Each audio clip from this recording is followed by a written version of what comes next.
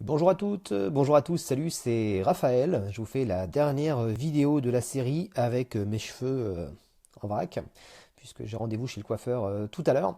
Alors une vidéo, un live durant lequel, déjà j'en profite pour vous faire un petit salut, pour dire coucou à tout le monde. Je sais que je suis moins présent en ce moment en vidéo, et je m'efforce de trouver des petits moments, parce que je suis vraiment très occupé.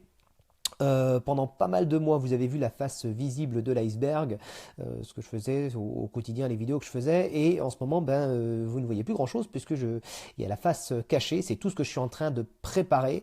Et autant auparavant, je pouvais sortir beaucoup de vidéos parce que je sortais des petits produits, et là maintenant, je commence à sortir des gros produits. Je suis en train de les mettre en place, de les filmer, de les concevoir, tout ça, et ça me demande beaucoup plus de temps. Bon, quoi qu'il en soit, je fais pas une vidéo pour vous parler de ça, je fais une vidéo pour vous parler de vidéo. Donc on va en parler d'ici quelques instants, le temps qu'il y a encore un petit peu de monde qui nous rejoigne. Voilà. Et donc voilà, il y a plein de choses dans les tuyaux, et je vais commencer tout de suite. Vous êtes 2, 3 en ligne, ça commence à arriver. Surtout n'hésitez pas, alors profitez-en. Si vous avez des questions à me poser sur la vidéo, je sais qu'on m'en pose souvent, du moins sur ce que je fais, sur ce que j'en connais, sur l'utilisation que j'en fais. N'hésitez pas, si je peux vous aider au passage, c'est l'occasion. Voilà, donc je devrais pouvoir voir normalement vos commentaires arriver. Voilà. Alors, le premier point sur la vidéo, c'est que je suis en train de me rendre compte qu'il y a beaucoup de gens qui ne se sont pas encore mis à la vidéo, qui ne veulent pas s'y mettre et qui s'y mettront probablement jamais parce qu'ils sont persuadés que c'est compliqué.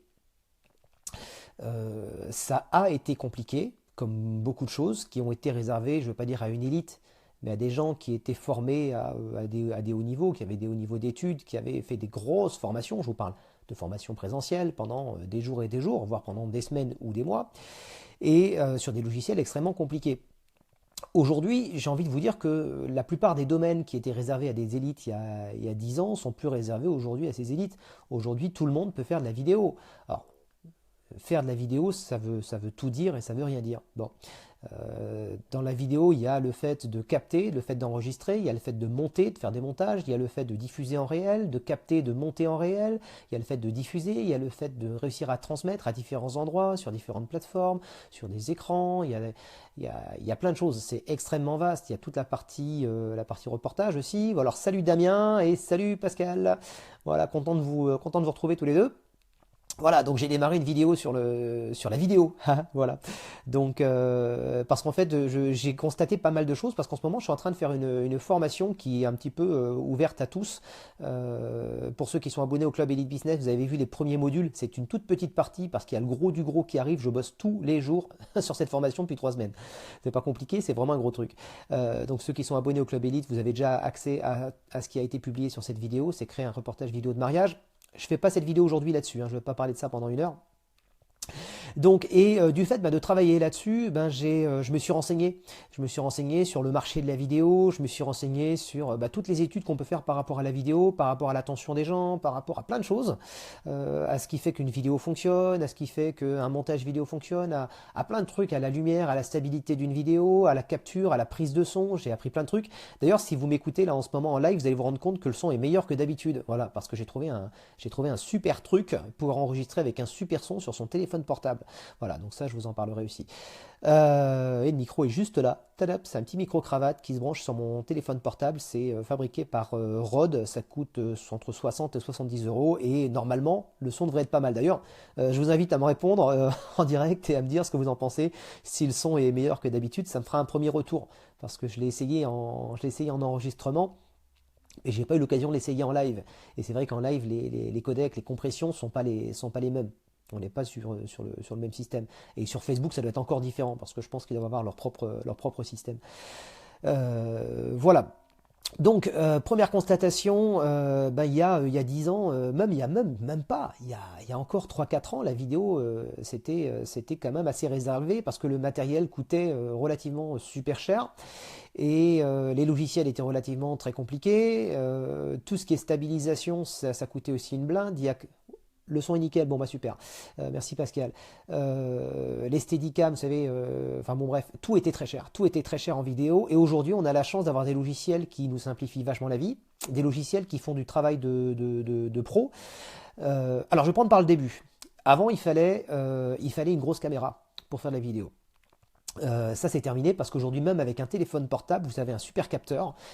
Si vous stabilisez comme il faut la vidéo avec un pied, parce qu'on peut bloquer un téléphone portable sur un pied, c'est possible, que vous avez un micro qui se relie sur votre téléphone portable, on peut même mettre un micro Schneider hein, sur un téléphone portable. Moi j'ai fait faire un raccord, ça se fait, hein. J'utilise mes micros sans fil. Et que si tu dis qu'on ne t'entend pas et que ton micro chez Rode il ne marche pas pour... ouais, ça aurait été, salut Olivier, ça aurait été con que le micro à 70 € il marche pas. Mais bon, on sait jamais, hein. Des fois il y a des trucs qui coûtent une blinde qui marchent pas terrible et des trucs chinois à 10 balles qui marchent très bien, donc on sait jamais. Voilà, c'est clair. Donc, voilà, donc je disais, oui, aujourd'hui on arrive avec les téléphones portables, avec des appareils photo, même avoir des super capteurs, et si on sait avoir le son qui va bien, si on sait si on sait stabiliser son image, son appareil, voilà, soit avec une stabilisation logicielle ou avec une stabilisation optique, et en plus avoir un bon système de trépied. Donc bonne lumière, bon son, bonne stabilisation. Déjà, on part de pas grand-chose avec un petit capteur sur un téléphone, sur un appareil photo. On arrive à faire des images correctes. Voilà. Ensuite, il y a 4, 5 ans, 10 ans, forcément, les ordinateurs, les processeurs, les tarifs d'acquisition de ces machines aussi étaient pas ce qu'elles sont aujourd'hui. Puis on n'avait pas forcément accès à toute cette puissance-là. On a des puissances de traitement aujourd'hui qui sont beaucoup plus importantes, ce qui fait qu'auparavant, moi je me souviens, il y avait des plugins pour enlever le grain des vidéos. Alors, je ne sais plus comment ça s'appelait, c'était Neat Vidéo, je crois. NEAT Vidéo, c'était un plugin révolutionnaire sur la plupart des gros logiciels de montage, et ça vous enlevait le grain de la vidéo. C'est-à-dire qu'une vidéo, vous aviez plein de grains, d'un seul coup, elle devenait en super qualité, l'image devenait super lisse, quoi. Donc c'était génial quand vous filmiez avec une faible lumière. Aujourd'hui, les capteurs sont plus gros, à moindre prix, on a des capteurs plus gros, donc ils captent mieux la lumière, c'est beaucoup mieux au niveau du traitement de l'image, et puis au niveau de la puissance de calcul, les ordinateurs aussi, ça a vachement évolué. Et auparavant, quand on mettait 20 minutes de vidéo dans ce genre de plugin, il fallait la nuit dans l'ordinateur, il fallait la nuit, si c'était pas un jour ou deux, pour traiter les 20 minutes et enlever le bruit qu'il y avait là-dessus. Aujourd'hui, alors c'est marrant, il y a un gars qui a parlé de ça dans une vidéo il y a quelques jours sur YouTube, et il disait en gros les smartphones d'aujourd'hui sont 2 fois et demi plus puissants que les ordinateurs, les méga ordinateurs de la NASA dans les années 60 ou les années 70, je sais plus. C'est complètement hallucinant. Qui aurait imaginé dans les années 60 ou 70 qu'on pouvait avoir la puissance du plus gros ordinateur du monde dans sa poche, quoi. Pourtant c'est le cas. Et tout ça pour vous dire qu'aujourd'hui on a accès donc à des machines qui sont super puissantes, on a accès à des capteurs en vidéo, même sur des téléphones portables qui sont absolument monstrueux, puisqu'on a des téléphones portables même qui embarquent des capteurs de plus de 20 millions de pixels. C'est absolument énorme. On a accès à des puissances de calcul, et puis surtout on a accès à de l'information, on a accès à de l'information et à de la formation pour apprendre à faire tout ça. Voilà. Donc celui qui fait pas de la vidéo aujourd'hui en disant ça coûte trop cher, c'est trop compliqué, c'est difficile, j'ai pas les moyens, je sais pas faire, c'est simplement qu'il n'a pas envie de le faire, parce que celui qui veut faire de la vidéo aujourd'hui, déjà avec ce qu'il a chez lui ou avec pas grand chose en plus, il peut se lancer. Alors faire de la vidéo, c'est quoi? Ça va être dans notre cas, dans notre profession d'animateur de soirée, mais ça peut aussi être votre cas si vous tenez une boutique, si vous êtes prestataire de service, peu importe votre domaine, capter des avis clients. Alors Pascal dit je filme avec l'appareil photo que tu as recommandé, c'est le top pour moi. Alors je vais faire une parenthèse, je vais essayer de revenir là où j'étais arrivé et je vais rebondir sur ce que dit Pascal. Oui en effet, alors on parle d'un appareil, c'est le Canon G7X, c'est un appareil photo de chez Canon. C'est même pas un bridge, c'est un compact. C'est un compact qui coûte quand même assez cher, je crois qu'il est entre 400 et 600 euros, je sais plus, 400, 500 ou 600 euros, je sais plus exactement. Il y a une nouvelle version, il y a le Mark II, le MK2 qui est sorti entre temps. Et donc voilà, et donc cet appareil photo là qui est un compact, l'avantage, il y a Sylvain qui vient de nous rejoindre, salut Sylvain. D'ailleurs je crois qu'il y a Sylvain qui a fait une super vidéo, un live encore samedi soir, j'ai pas eu le temps de la regarder, je vais essayer de jeter un coup d'œil là-dessus ce soir. Oui, je disais cet appareil photo là, c'est le Canon G7X. L'avantage c'est que quand vous avez un réflexe, vous l'avez autour du cou, c'est lourd, vous l'avez pas toujours sur vous parce qu'en effet c'est lourd, parce que c'est pas fait pour fonctionner en mode auto un réflexe. Un réflexe c'est pour les pros, et un pro il règle son appareil, il prend le temps de caler sa photo, de caler son réglage, tout ça. Je dis pas que les réflexes ça marche pas en mode automatique, mais c'est pas spécialement fait pour ça, c'est pas créé pour ça. C'est un outil de précision le réflexe, d'une extrême précision. Et là ce petit appareil là, il a, si vous voulez, il a un capteur, je crois que c'est d'1 pouce ou 1 pouce et demi, ce qui est absolument énorme. Tu l'as trouvé à 300 euros sur le bon coin. Ah ben super, bonne pioche. En plus, il est costaud, donc tu prends pas trop de risques. Il a un capteur, je crois que c'est d'un pouce ou un pouce et demi. Enfin, quoi qu'il en soit, c'est énorme. C'est un gros capteur pour un compact qui, en général, ont des capteurs d'un quart ou un demi-pouce, enfin des trucs tout petits. Je suis pas un expert en technique photo. Mais ce que je sais, c'est que cet appareil-là, il a été recommandé par plein de gens qui sont dans mon activité. Et je me suis rendu compte qu'il avait... Attendez, ça bouge un petit peu. On s'est rendu compte aussi qu'il avait un son qui était pas trop dégueu avec son micro interne. Par contre, il n'y a pas la possibilité de brancher un micro dessus. Mais surtout, il tient dans la poche et il a une très bonne sensibilité à la lumière. Ça veut dire qu'il monte très haut en ISO et surtout, il supporte de monter en ISO. C'est-à-dire qu'il y a des appareils qui montent très haut dans les ISO, donc qui ont une bonne sensibilité à la lumière, qui ont un gros capteur, donc une grosse surface pour collecter la lumière, mais qui par contre gèrent très mal la montée en ISO. Vous pouvez très bien avoir une bagnole avec un moteur de Porsche, si vous la mettez dans une coccinelle, ça va pas tenir la route, ça va pas freiner, etc. Là c'est pareil, et ce petit appareil là, c'est un super compromis parce que vous l'avez toujours avec vous dans la poche. Il a un son qui est correct et il filme vraiment dans l'obscurité et il a un mode auto qui retransmet les couleurs de la salle, les couleurs de votre déco, de votre mise en lumière telle qu'elle est vraiment dans la salle. Parce que souvent quand vous prenez avec votre téléphone portable ou avec votre appareil, votre caméra, n'importe quoi, vous n'arrivez pas à avoir le même rendu exactement, enfin si vraiment vous y travaillez, etc. Mais ce que je veux dire c'est sur le vif. En plein milieu de la soirée, vous dégainez votre grosse caméra, n'importe quoi, à moins d'avoir du matos qui coûte une fortune et que vous soyez expert. Bien sûr, on peut le faire. Si on a du matos qui va bien et qu'on est expert, on peut faire n'importe quoi. Mais le kidam, le gars qui veut booster son business et qui n'a pas des gros moyens, il sort son appareil, il va dans la salle, clic-clac, ça marche, parce que le truc fonctionne, on sait qu'il fonctionne. Des trucs qui fonctionnent, il y en a plein. Et le problème, c'est que bien souvent, on essaye 40 machines et on dépense de l'argent parce qu'on se rend compte que la dernière machine qu'on a achetée, c'est pas forcément la plus chère, mais c'est celle qui marche le mieux. Bon, et c'est la raison pour laquelle j'avais conseillé cet appareil, c'est le Canon G7X qui prend des super... alors, premier avantage, il prend des photos en rafale avec plusieurs expositions, comme s'il faisait du HDR. D'ailleurs, il fait du HDR aussi. Et il vous les recadre, et il fait des zooms dans le zoom, il fait différentes mises au point, il balance des effets. Vous prenez une photo, vous en avez 10, ce qui fait que vous prenez 40 photos dans la soirée à l'arrache parce que vous n'avez pas beaucoup de temps pour les faire vous-même. Et il vous en sort 400 et vous faites le tri, vous en avez au moins une dizaine de bonnes là-dedans. Voilà. Et puis en vidéo, il filme sans faire de grain. Voilà. Donc, je fais cette vidéo. Il y a Emmanuel qui vient de nous rejoindre. Salut.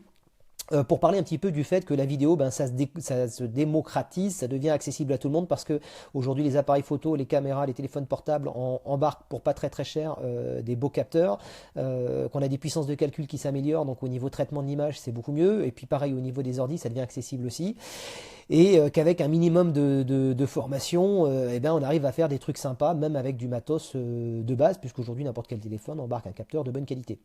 Voilà.